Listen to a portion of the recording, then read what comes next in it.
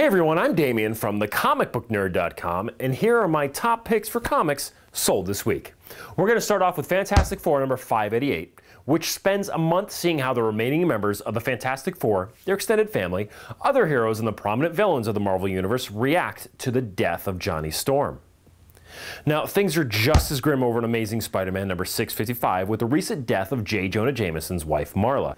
Spidey's beating himself up over the loss, but on the bright side, Jonah admits that the blame is all his. It only took 50 years and the death of his wife for the old codger to realize he's a schmuck.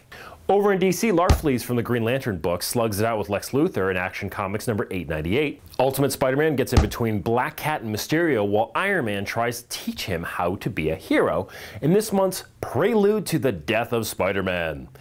Big sigh on the death of books by Marvel lately. Come on. All right, now do you like watching court TV? Then you don't want to miss the finale of the trial of Captain America in issue number 615. And I got $20 that says Bucky Cap walks with a slap on the wrist and some community service. All right, do you want superpowers? Then the Sublime Corporation can give them to you, but at a cost. And the X-Men are pissed about it over in Uncanny X-Men number 533. And speaking of X-Men, check out number X-Men 8. It's out. The art is amazing, and honestly, who cares what the story's about? The art's so good. Not to be missed is Thor number 620, where Thor and Odin lay a massive beatdown on the World Eaters, who are on their march to conquer Asgard. And last but not least, Avengers number 10. The Avengers are racing to collect the Infinity Gems before the Hood can assemble the Infinity Gauntlet. And so far, the art by John Romita Jr. has been really good. Now, Bendis' story is great, but also it's just really short.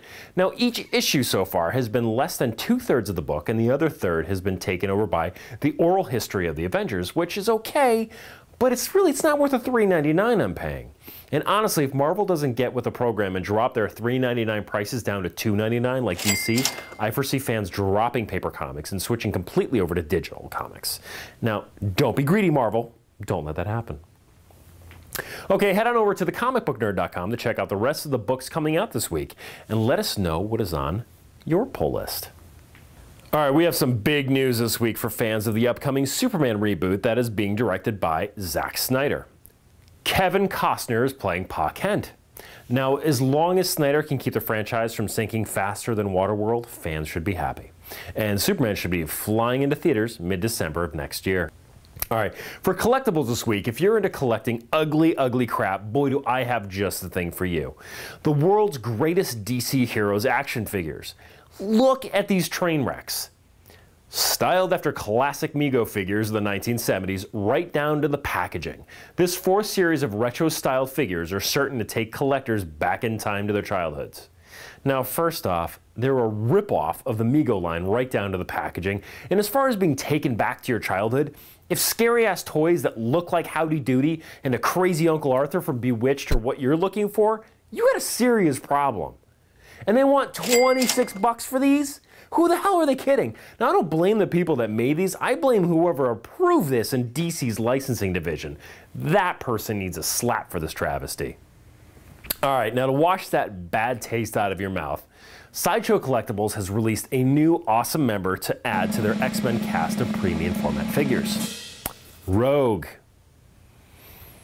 And she looks amazing next to the Gambit premium format figure. So check out this pre-planning they did with the art. Pretty snazzy. The exclusive edition features an extra 90s hairstyle head that you can swap out depending upon your taste. Now, this 16-inch statue will cost you $300 and will be available towards the end of 2011.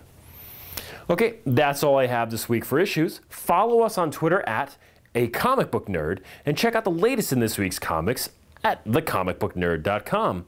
And I'll see you next week.